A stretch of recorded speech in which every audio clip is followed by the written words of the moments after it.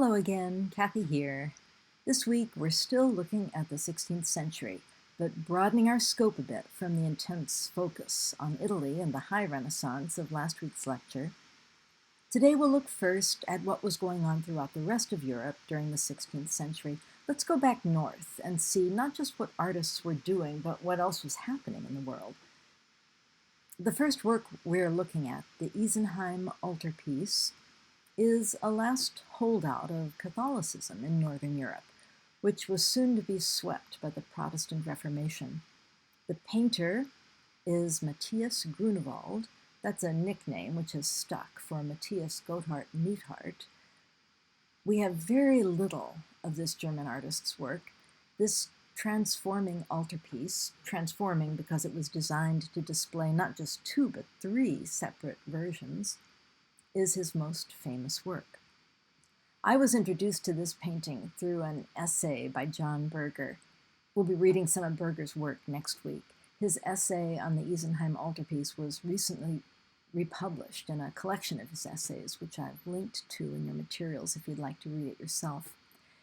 Anyway, Berger's essay made me fall in love with this painting, so much so that when I was in Europe, I undertook a day's journey to the little town of Colmar at the foot of the Alps, right near the border between France and Switzerland, and it was well worth the pilgrimage to see it, an unforgettable day in my life.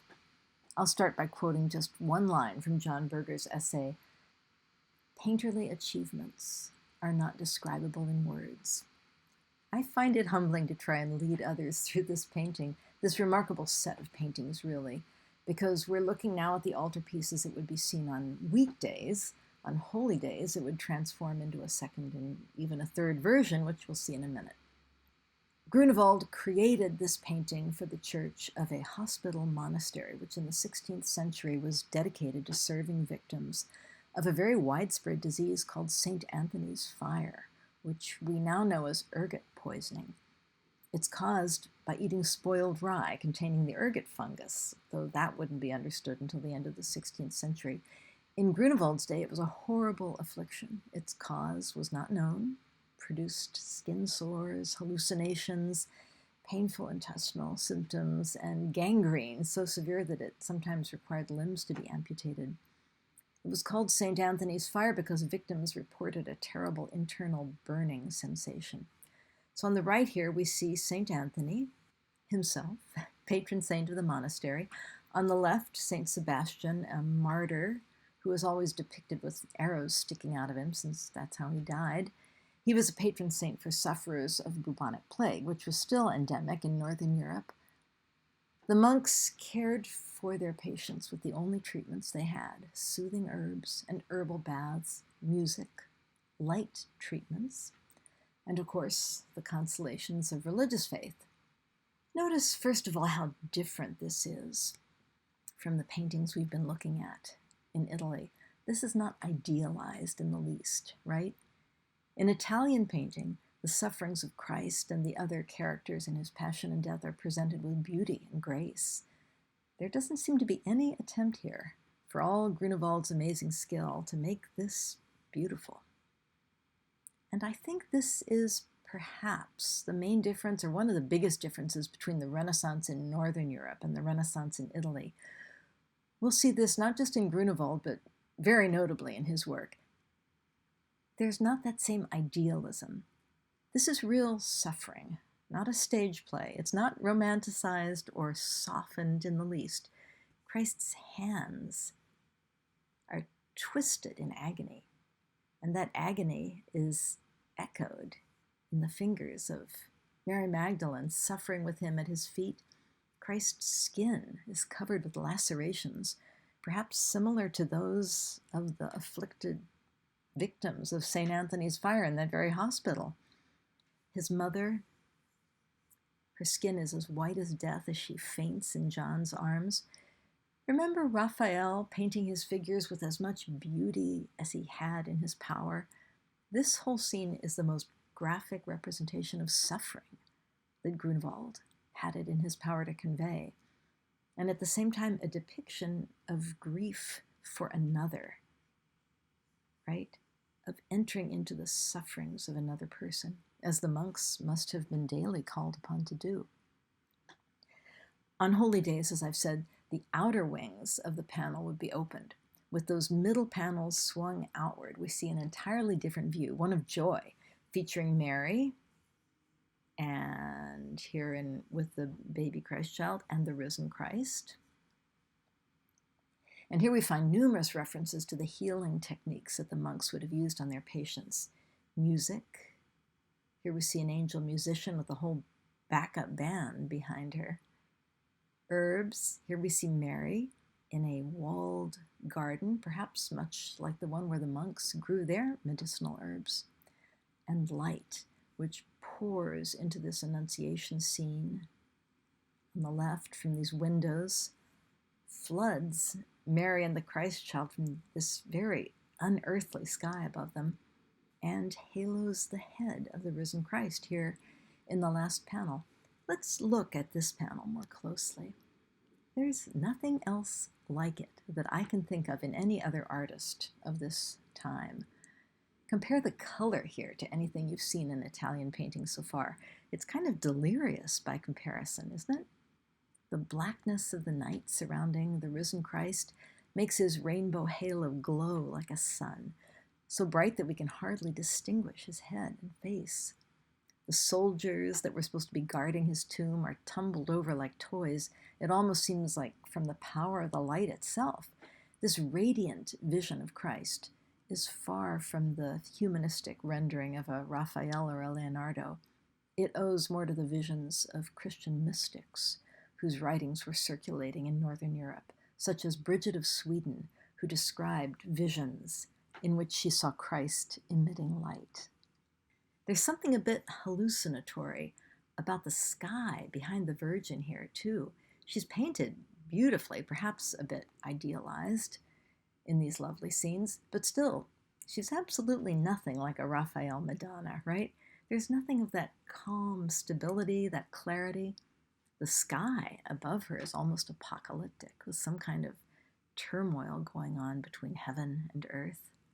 This work uses perfectly accurate linear perspective with convincing vanishing points and spatial illusion, but it's so different in many other ways from what was going on in Italy that some art historians question the use of the word Renaissance for the work of Grünewald and some of the other artists we're about to look at.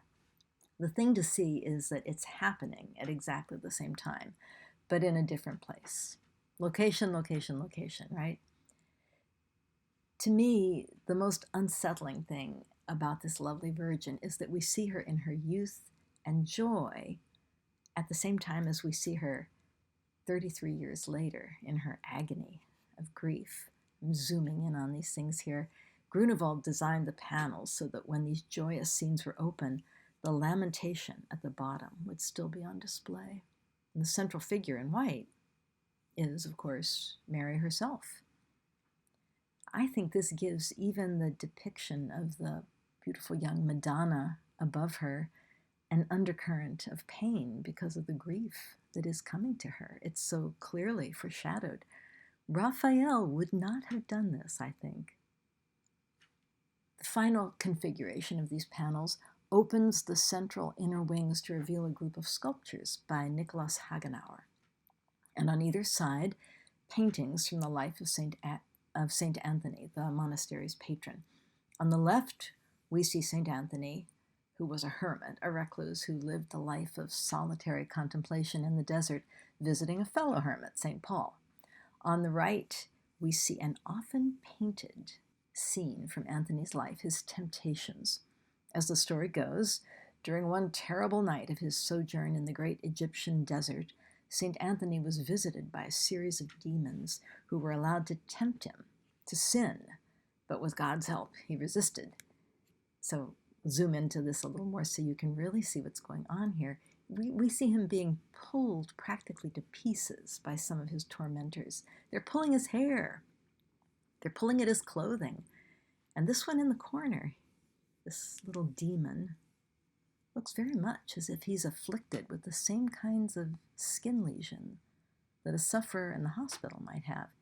You decide what you think. To me, it seems that Grünewald is showing the victims of St. Anthony's fire that they are not alone in their suffering.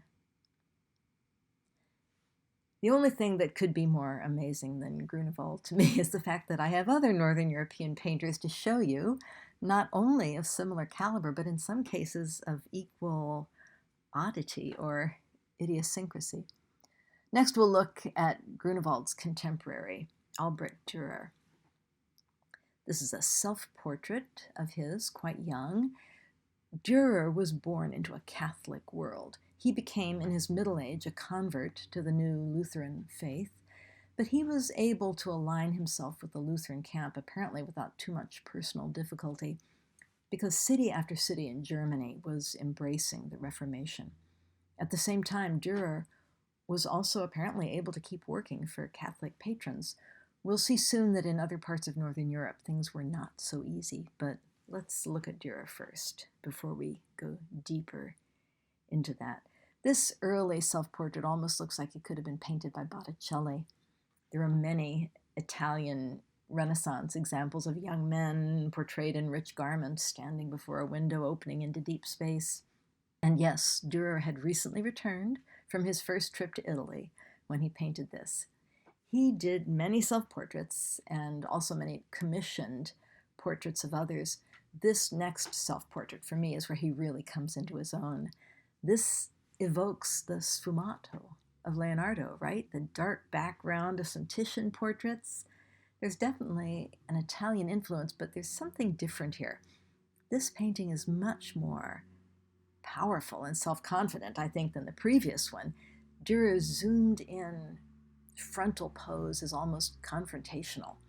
This frontal pose had generally been reserved for images of Christ. And I have to say, there's something about this painting that feels almost godlike. Dürer presents himself as a man with a mission, a skilled genius, whose gift to the world would be the unique expressions that only he could create. Dürer certainly shared a deeply held humanism with the Italians, and I think this self-portrait displays that. He also felt a kinship with their naturalism, and went them one better with many closely observed studies from nature, which he created all throughout his career, such as this watercolor of a young hare, and this tuft of cowslips. Such a beautiful study from nature. Although Dürer worked prolifically as a painter, his nature studies in drawing and watercolor are among his most beautiful and touching works for me. His drawing skills are stunning.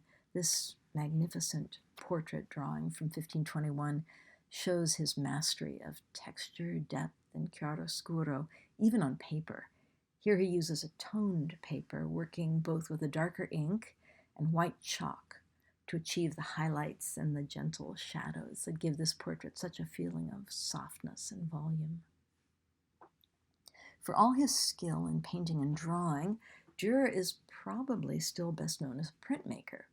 The invention of movable type printing, its invention in the Western world at any rate, by another German, Johannes Gutenberg, in about 1450, had suddenly made books affordable, and artists were quick to realize that printing their designs, either as book illustrations or on their own, made their art affordable to many more people. Most artists had to rely on others to engrave their designs in metal or to cut them into wood blocks for printing, but not Dürer. He had trained as a printmaker, and he used his tools both with incredible precision and creativity, finding innovative ways to create optical grays using only the white of the paper and the black of the ink, by patterns of hatching or stippling, and you see many examples of different creative ways of achieving these optical grays here. This image of the apocalypse references the book of Revelation, the last book of the Christian Bible, which basically tells the story of the end of the world. Here's how it describes 4 horsemen who will appear during these end times. This is a quote. "I looked, and there before me was a pale horse, its rider named Death, and Hades was following close behind him. They were given power over 1/4 of the earth, to kill by sword, famine, and plague, and by the wild beasts of the earth. In Dürer's print, they fly across here as death. Here he is on his pale horse, famine, war, and plague, left to right. This is one of a series of apocalyptic prints that he created just before the turn of the century, likely to take advantage of popular fears about the end of the world occurring just as the year 1500 came around. Prints were not commissioned like paintings. Artists created them on spec in hopes that they could be widely sold, and Dürer's were very widely sold, so he created many. From the bolder woodcuts of his youth, he turned increasingly to engravings on metal plates, which took even more skill, but were both finer in detail and also could sustain more wear. More prints could be made from each plate, in other words. This engraving, titled Melencollo, has given art historians much scope for speculation about its meaning, though the composition seems packed with symbols. No word on what Dürer meant by them has come down to us. Surrounded by many implements of art and mathematics, the winged subject of the piece seems to be meditating rather sadly on you decide what. But let me point out that this print, less than 8 inches by 10 inches in size, had to be printed from a physical metal plate exactly that size in those days before photography. Each of the minuscule, almost microscopic lines that give the shadow and the cross contours of these figures had to be carved by hand into that metal plate with a burin. Please look again at the effects of light and shadow here, and marvel with me at the skill that not only designed them, but rendered them on the printing plate. We need to move on to the Netherlands, so I'll regretfully leave Dürer, and it's time to talk in more depth about the Reformation, because after a millennium of almost total control of Europe, the Roman Catholic Church was being challenged in an unprecedented way, and of course, it fought back. Remember Savonarola back in Italy? He saw the outrageous hypocrisy of the wealthy popes and cardinals, princes of the church, really, who often sired large families, though they were officially celibate. He was burned at the stake in 1498, but other reformers followed, and the movement reached a tipping point about 2 decades later when Martin Luther, a German priest and theologian, published his 95 Theses, criticizing the church and calling for reform. Like Savonarola, Luther objected to the sale of indulgences, a scheme for buying off one's punishment for sin after death by contributing money to the church during life. It was those very indulgences that had financed much of the work on St. Peter's Basilica and the Sistine Chapel. Savonarola gave his life for speaking out, but not Luther. He was excommunicated by the church and went into hiding with an edict of death hanging over his head. But the movement for reform had grown. Luther had powerful protectors, and soon enough followers that he could safely come out of hiding to lead the movement he had started, now called the Protestant Reformation. We've already mentioned what a great boon for artists the printing press was. It also greatly increased the spread of Protestantism and the Reformation by making books suddenly affordable. Printed tracts and Bibles got into people's hands all over Northern Europe in particular, and the Reformation took hold most strongly there. For example, in Dürer's Germany, while Southern Europe largely remained Catholic, the popes fought back with savage inquisitions, institutions which could penalize, excommunicate, or even execute heretics. Starting in Rome and spreading most notoriously to Spain, which in the 16th century was not only a colonial power, but ruler of much of what is now Belgium and the Netherlands. These northern regions, under control of Spain, and yet most powerfully influenced by the Reformation, were set up for agonizing decades of struggle. So, as you'll see, the Netherlands was quite a different place from even Germany, let alone Italy. The first Netherlandish painter we're going to look at, Helronymus Bosch, was born a few years earlier than Dürer and Grünewald and died just before Luther lit the fire of the Reformation. So, like Grünewald, he was living and painting in a world that was still officially Catholic, even if reformers were at work already. We don't have a lot of Bosch's work, but even this one painting, I hope you'll agree, gives us plenty to look at. The Garden of Earthly Delights is, at first glance, an altarpiece. At least it's constructed like one, with wings that can be closed, as you see it here. It's not a traditional altarpiece at all, though. It was painted for a secular patron. In the closed version, we see the world in process of being created. It's painted in a greenish sort of grisaille, which you may remember is not unusual to find on the closed version of an altarpiece. We saw that in Van Eyck, remember?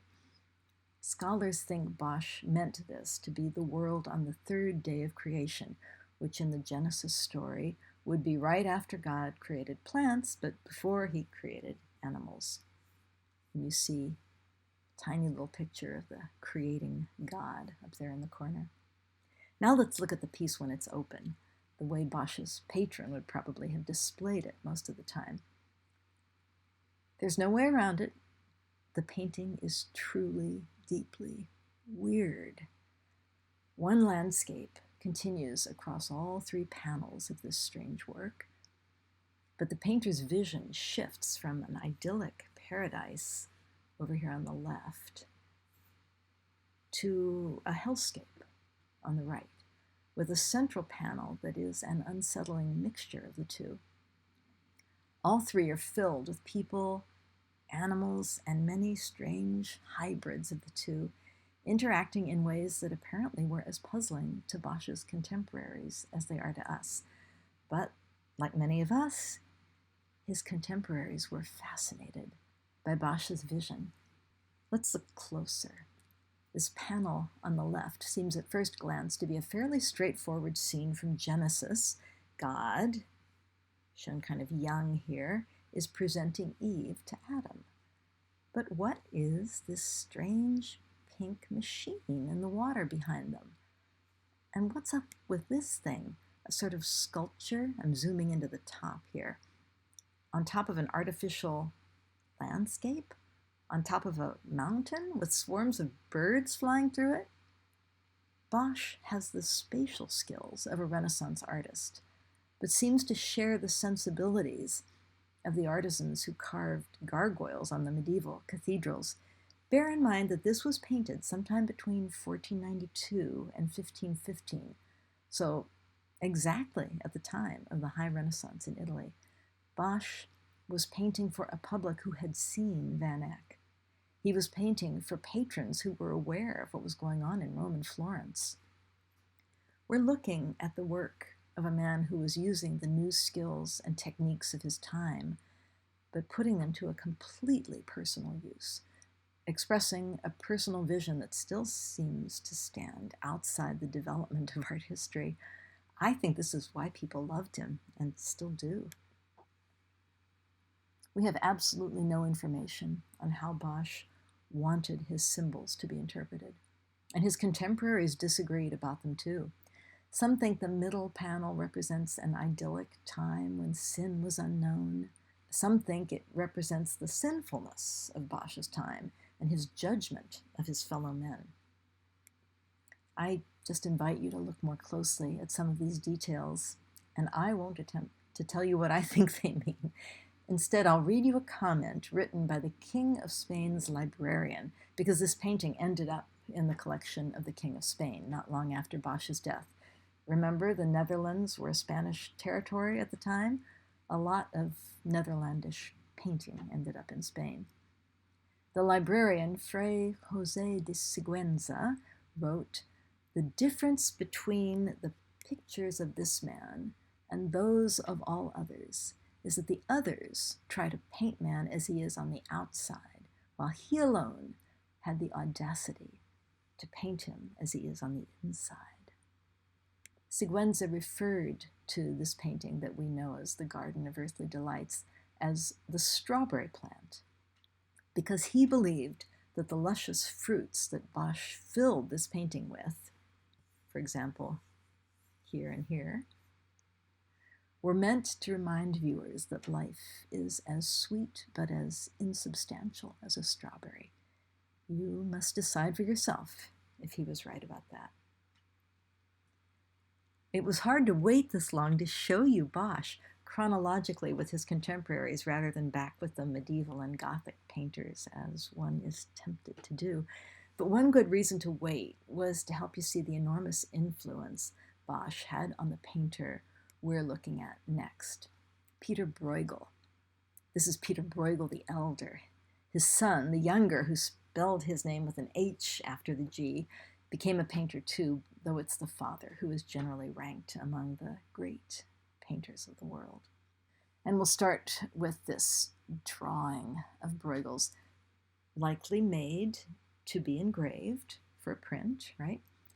It's called The Big Fish Eat the Little Fish. Very reminiscent of Bosch, and that was almost certainly on purpose. Bosch's huge popularity meant that work in his style was probably a good moneymaker for the young Bruegel. Here's an actual engraving from a design of Bruegel's The Seven Deadly Sins, which again is extremely Bosch-flavored. Unlike Dürer, Bruegel had other people engrave his work. He designed this composition, but it was published by a professional engraver. Before we move on to Bruegel's paintings, let's take a look at one more very spooky drawing, also likely intended to be engraved, his 1568 Beekeepers. Bosch may have been a strong influence, but this image seems pure Bruegel to me. It walks a line between absolute realism and a surreal undercurrent that you can't quite put your finger on. You'd never see anything quite like this in the Italy of the time, right? Bruegel traveled to Italy to see the works of Raphael, Leonardo, and Michelangelo, and their influence on him was as strong as Bosch's.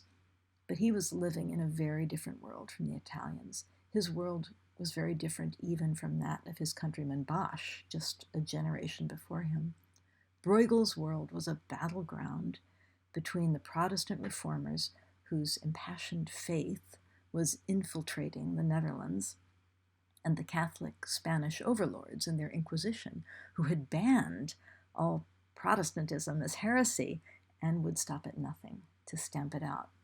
Anyone could be denounced for crimes such as owning a Bible or even a book printed in Geneva, which was seen as the source of the heretical movement, and they could land in front of the Inquisition to be tried for their lives. Informers were everywhere, and executions happened publicly and daily. Bruegel's Triumph of Death from 1562 may give a feeling for the terror of those times.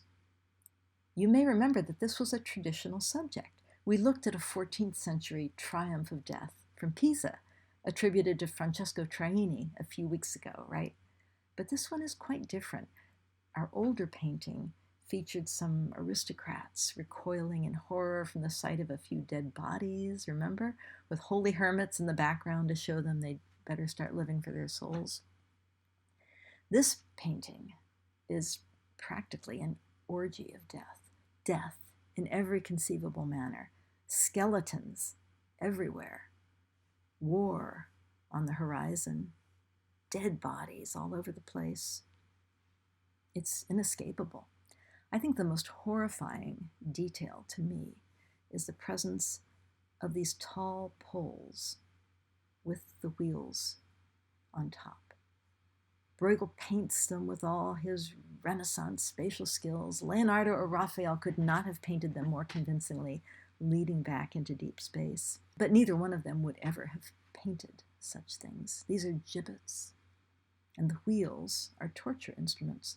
Bodies would be displayed there on the poles after public executions to terrorize the populace. And yet, no matter what's going on in religion and politics, a painter has to make a living. Like Michelangelo in Italy, Bruegel came to the attention of the wealthy rulers of his country and was patronized by them. But in Bruegel's case, these were the overlords running the Inquisition. Bruegel actually moved for some years to Antwerp, where the Catholic prelate Cardinal Granvelle had his palace. The cardinal was Bruegel's most important patron and a direct representative of the Spanish king. Bruegel's work, I believe, shows the tension in his convictions as he watched the effects of religious fanaticism, watched what it was doing to his country, and tried to keep himself and his family safe, despite his apparent sympathy with the reformers. Bruegel's carrying of the cross, for example, it's such a strange combination of the influences of his time and place. Its deep space and clear light reminds me of Raphael, whose work he had seen by then. But its composition reminds me of Bosch, with the enormous field of vision, the crowds of tiny little people, painted with such insistence that we look at each one. In fact, the title of the painting almost forces us to look at each one until we find Christ carrying his cross. Where is he? It's like a Where's Waldo of Christian theology. If it's didactic, meant to teach, he's not making the lesson easy to decipher. Here is Christ. I can always find him by the cross there, right in the center. Bruegel is going to a lot of trouble to make Christ's suffering seem like part of what's just another day for everyone else. And another part of this awful ordinary day is those wheeled gibbets. There's one there, and you'll see more off in the distance here if you zoom in closely. Christ did not die on a wheeled gibbet, of course. He's carrying his cross, right? That's the instrument of his execution. But thousands of Bruegel's countrymen and women were tortured on wheels and hung on gibbets as heretics. These gibbets with the wheel on top from which the victims would be hanged as a terrifying example. And oddly, the soldiers who are taking Christ to his execution are wearing a red uniform, very much like that of the mercenary soldiers who enforced the Spaniards' rule. To me, this seems a deniable expression of protest against repression. Bruegel's Spanish patron would have looked at this and seen a procession to Calvary, a carrying of the cross. But I think it's possible Bruegel's countrymen would have looked at this and understood that their sufferings were being compared to the crucifixion of Christ. His Dulle Griet, Mad Meg, painted the next year, could almost have been painted by Bosch. It's a hellscape, very similar to the one we saw in the Garden of Earthly Delights, a painting of a world upside down. Here's the mouth of hell, personified, looming for Mad Griet, Mad Margaret. Mad Meg is a traditional figure in Netherlandish folklore, a shrewish woman who proverbially could plunder hell and return unscathed. And it may be a coincidence that Meg is short for Margaret, and that Margaret of Parma, the king's half-sister, the Spanish king's half-sister, was his governor of the Netherlands. But some art historians suspect that this is another case of deniable subversion. If you're a Spaniard overlord, this is a light-hearted illustration of a folk proverb in the style of Bosch. If you're a Netherlander, it's Margaret of Parma. Same with his Massacre of the Innocents. This tells the fairly horrific Bible story of Herod's massacre of all the babies under the age of 2 in an effort to kill the Christ child before he could grow old enough to cause trouble. Since it's an often painted Bible story, who could fault Bruegel for painting it? And even for giving the soldiers red uniforms. After all, Bruegel had set a precedent for that. He always gave his soldiers red uniforms. He liked red. But the fact is that he painted this sometime between 1565 and 1567. And here's what else was going on in those 2 years. By that time, Spain's brutal repression of Protestantism through their Netherland Inquisition was resulting in backlash. Riots of iconoclasm had occurred, in which Protestant mobs attacked church buildings, defacing and destroying Catholic religious art. Some of you discovered and referenced these very events in our discussion forum on iconoclasm earlier in the quarter, remember? This infuriated the Spanish king, and he sent his right-hand man, the Duke of Alba, to his rebellious northern provinces in 1566 to stamp out the heresy for good. The Duke of Alba was absolutely ruthless. He marched into Brussels at the head of 10,000 troops in 1567 and set out to terrorize the Low Countries into submission. By 1568, he was able to boast that he had executed, by burning, strangling, beheading, or by burying them alive, depending on their offenses, 18,600 people. For me, it's not hard to imagine that Bruegel's slaughter of the innocents had a meaning more pertinent and local than the Bible story for which it's named. Bruegel painted some of the most beautiful landscapes, to my eye anyway, that the world has seen. You looked at the harvesters in our visual strategies exercise at the beginning of the quarter, remember? This was part of a series he did of seasons of the year.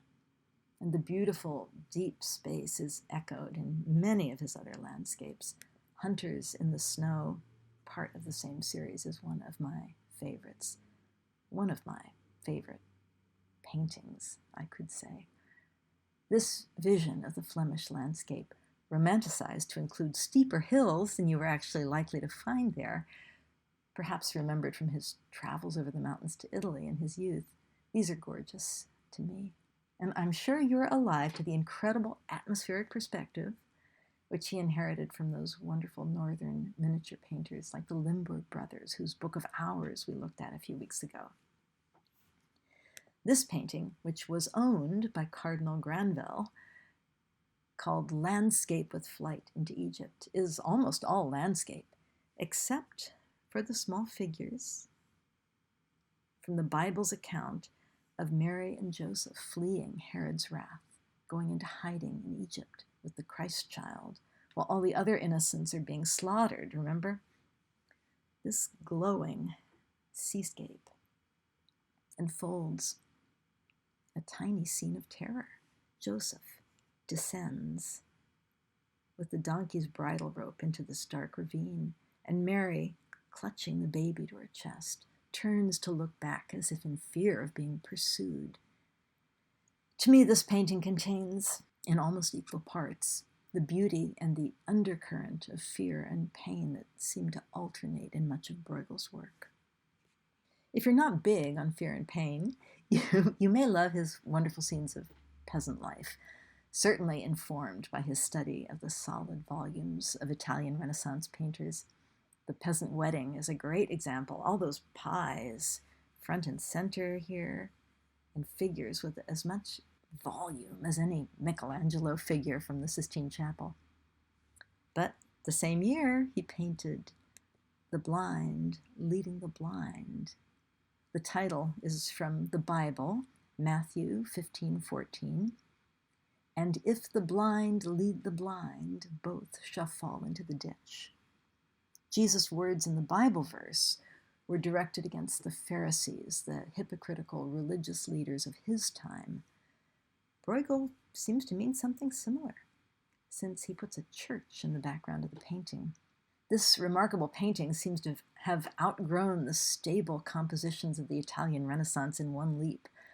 His blind men stagger forward down the painting, brilliantly illustrating the end of the verse. They are headed for the ditch, for sure. I've shown you an awful lot of Bruegel because I love him, and we're lucky enough that quite a few of his works have survived. But alas, many have not. Especially poignant and telling is the fact that he may have had some destroyed himself to protect his family. Carl van Mander, a 17th century Vasari-like author, whose Book of Flemish Painters is one of our best sources for Bruegel's life, says that he instructed his wife to burn certain drawings after his death, quote, which were too sharp or sarcastic, either out of remorse or for fear that she might come to harm or in some way be held responsible for them, end quote. He was probably right to worry. Within 2 years after his death, the war that would eventually free the Netherlands from Dutch rule began, but it would convulse the country for the next 80 years. We have one more painter to look at in England, the farthest yet we've ranged from Italy in our look at the Renaissance.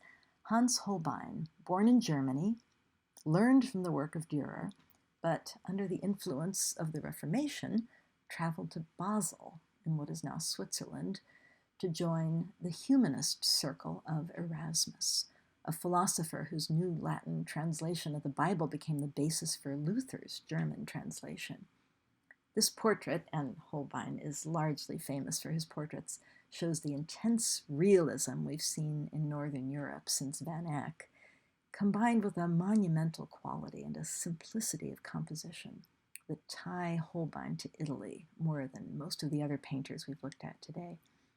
Holbein's friendship with Erasmus should have given him the credentials he needed to succeed in Basel, but as the Reformation developed, the same aniconic spirit that we saw in the Netherlands began to appear in Basel too. Holbein left for England, and soon Erasmus would write from Basel. Here, the arts are out in the cold. Holbein briefly attempted to return to Basel a few years later, but by then, aniconism had turned to iconoclasm. He witnessed Protestant mobs destroying, burning, and hacking apart religious images in the streets. Holbein returned to England, where his astonishing skill brought him to the attention of the king, Henry VIII. Holbein became court painter to the king, painting him and the nobles of his court. This gave him a vantage point which makes his paintings especially interesting to us today.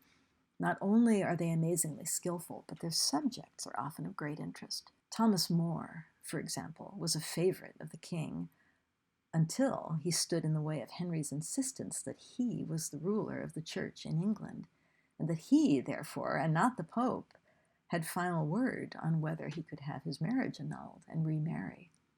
Holbein painted several of Henry's many wives. Here's Jane Seymour, who died quite young, still married to the king. And here's a prospective wife, Christina of Denmark. Holbein traveled to Denmark to paint her, to give Henry an idea of Christina's looks. Apparently the king liked what he saw, but Christina backed out of the deal, realizing that marriage to Henry might not be good for her health. His wives did not have a great survival rate. Henry next married Anne of Cleves. That marriage was annulled without a beheading, fortunately for Anne, but not before Holbein painted this beautiful portrait of her. And I'll end with this wonderful double portrait of two of Henry's ambassadors, Jean de Dintville and Georges de Selve. This painting almost sums up the humanist spirit, at least at first glance. These powerful, intelligent men painted in all the glory of their position with such skill and attention to detail, and with the implements of all the arts and sciences around them. The only thing that disrupts the complacency of this painting just a bit is the strange diagonal streak of whites and grays across the floor in front of them at the bottom of the painting. That's a skull, of course. And if you get to visit this painting in the National Gallery in London, you can see it as a properly proportioned skull by standing to the right of the painting and looking diagonally down along its length.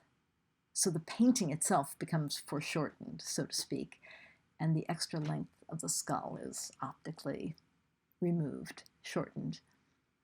The inclusion of the skull in the painting is from an old tradition, the memento mori, a reminder of death, meant to help one lead a better, perhaps a more sober or serious life. And I suppose even that could be a part of humanism after all, since our mortality is part of the deal for us humans. The artists we've looked at today all make me feel quite proud to be human. I hope you've enjoyed seeing them, and I will look forward to heading into the Baroque period with you next week.